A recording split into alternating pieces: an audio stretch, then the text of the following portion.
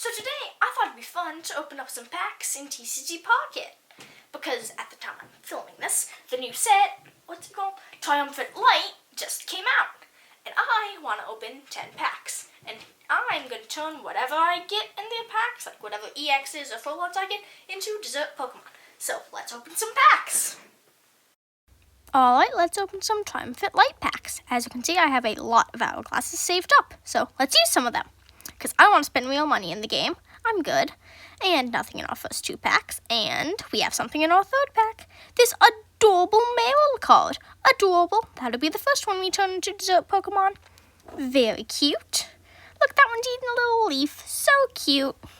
And nothing in this pack. And something in this pack. Another Meryl. Such a cute card. However, I'm not going to design 2 Meryls because that's weird. And we have another hit in this one. And it's this adorable Magnemite. Very cute. And nothing in the next pack. Nothing in the next one either. Nothing in that one. Nothing in that one. But 3 hits is still pretty good for a 10 pack. And that normal Meryl is adorable. And it's very satisfying to watch it go into the deck slots. Very satisfying. And we still have a lot of hourglasses left, so I'm going to open some normal 1 packs. There was a reverse one, so I opened that. Nothing in that one. Very satisfying to watch it go in the decks. And since I still have a lot of hourglasses, I'm going to open another 10 pack. Because why not? And we have this unknown Fallout. Very cool. And we have another illustration rare here. Another Magnemite. And we got something in this one too. And it is a Probopass EX. Very cool. And nothing in that one, nothing in that one. Something in this one. And it's another Magnemite. A lot of duplicates, but still very cool. And something in this one. And it's this very cool Houndoom. Meaning that I get to redo the old Houndoom that I did before that I hated. Because, I mean, look at it. It's hideous. And there's one last thing in the last pack, and it's a Probopass. Oh, sorry, this is the last pack. Nope, that one was the last pack. So, now, let's design these dessert Pokemon. Actually, wait, nope, actually there's more. So, there were these 3 Palkia packs that you got for doing the battles or something, I don't remember. And we have this Rotom card, which is very cool. No, you got it because it was for Pokemon Day. That's right. And we have another something in our 2nd pack. And it's a Hippopotas. So that's cool. So I'll also be doing a Hippopotas. And our last Palkia pack. I didn't film opening the Dialga packs. Because I didn't realize that you got 3 packs. And now let's try to Wonder Pick to see if we can get anything from Wonder Picks that'll turn into dessert Pokemon. And the first one is this Leafeon. Nope. No Leafeon. That's okay. Always send them a thanks. And, are there any other ones that I want to try for here? Yeah, yep, I have a lot of Wonder Stamina saved up.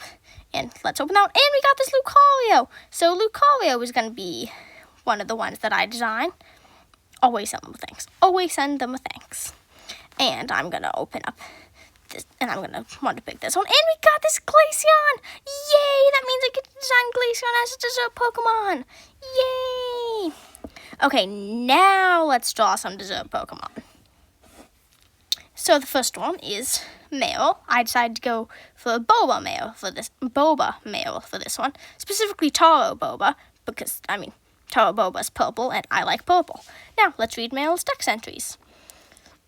Its gold entry says, the tip of its tail, which contains oil that is lighter than water, lets it swim without drowning.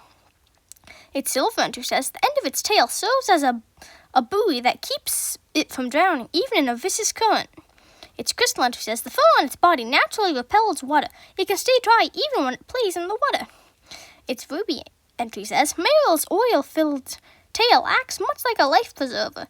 If you see just its tail bobbing on the water's surface, it's a certain indication that this Pokemon is diving beneath the water to feed on aquatic plants. Its sapphire entry, it says, when fishing for food at the edge of a fast-running stream, Meryl wraps its tail around the trunk of a tree. This Pokemon's tail is flexible and configured to stretch. Let's see. Its diamond entry says, using its tail to float, it dives underwater. It likes eating plants that grow on river bottoms. Let's see. Most of them just say about its oil-filled tail and about its aquatic plants. Here we go. Its shield entry says, even after male swims in a cold sea, its water-repellent fur dries almost as soon as male leaves the water. That's why this Pokemon is never cold. Let's see. Fur on its body naturally repels. Okay. That's all the dex entries, and that's perfect timing for our next Pokemon, which is Probopass. Yes, I'm not doing these in order. I kind of forgot the order, so I just drew them. Anyway, Probopass's dex entries. Its Diamond and Pearl one says, it exudes strong magnetism from all over. It controls these small units called mini-noses. Its Platinum entry says, it freely controls 3 units called mini-noses using magnetic force. Its Gold and Soul Silver entry says, it controls 3 mini-units called mini-nose using magnetic force. With them, it can attack its foe from 3 directions. Let's see. I've actually never read Probopass's dex entry, so I didn't know that the things on its side were called mini-noses. I like that.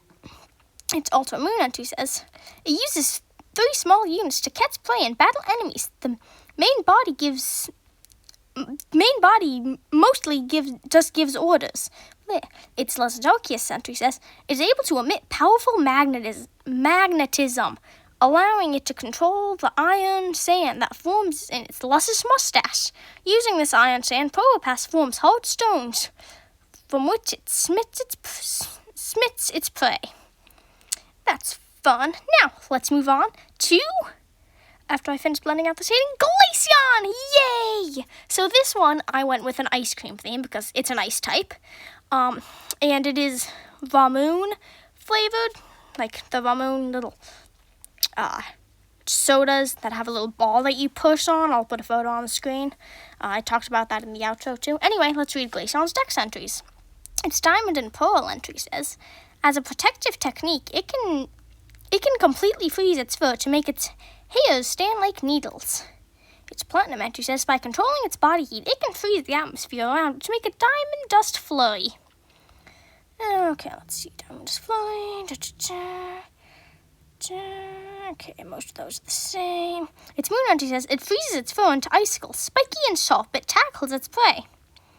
Its Ultra Sun entry says, it protects itself by freezing its fur into sharp needles. It can drop its body temperature below negative 75 degrees Fahrenheit. That is very cold. Its Ultra Moon entry says, it can instantly freeze any moisture that's around it, creating ice pellets to shoot at its prey. Let's see. Its Sword entry says, any who become captivated by the beauty of snowfall that Glaceon creates will be frozen before they know it. That makes this cute creature sound slightly creepy. Let's see.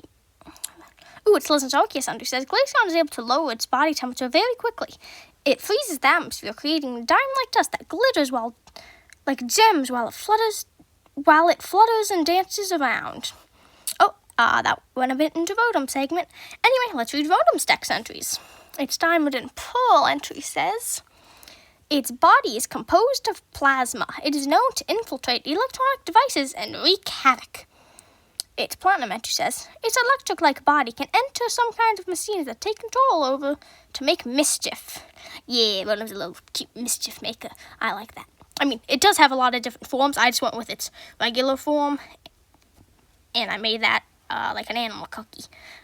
It's okay. I wish I'd gone with like a gummy. I think that would have been way cuter. But, oh well, it's fine. Let's see, what's a short one I can read real quick. Okay, its X and Omega Ruby entry says, research continues on this Pokemon, which could be the power source of a unique motor. Okay, now let's read Hippopotas's text entry. I went with Cotton Candy for this one. Cotton Candy Hippo? Why not? Its Diamond entry says, it lives in arid places. Instead of perspiration, it expels grainy sand from its body. Its Pearl entry says, it enshrouds itself within sand to protect itself from germs. It does not enjoy getting wet. Its Platinum entry says, it sets its nostrils tight and then travels through sand as if walking. The form they form colonies around 10. And now is the planting process, which is boring, so that's where I'm going to end the voiceover.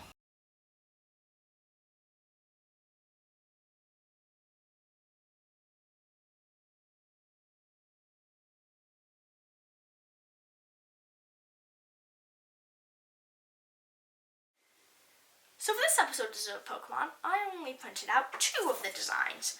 Taro, Boba, Meryl. I mean, it's purple and it's Boba, both things that I love, so of course it's going to go up on the wall. And Ramoon, how do you say that? You know the Japanese soda with like the marble in it? They have to push down. Wait, hang on, I have a marble from that. Hang on. I found it. Here is the little Ramoon ball. It's cool. And it's blue. So, of course I'm going to keep it. I need to put that back later.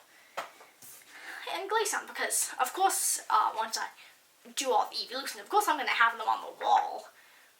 Like all of them. Somewhere. So, yeah, that's why I only did print it out 2. Now, I'm going to hang them on the wall.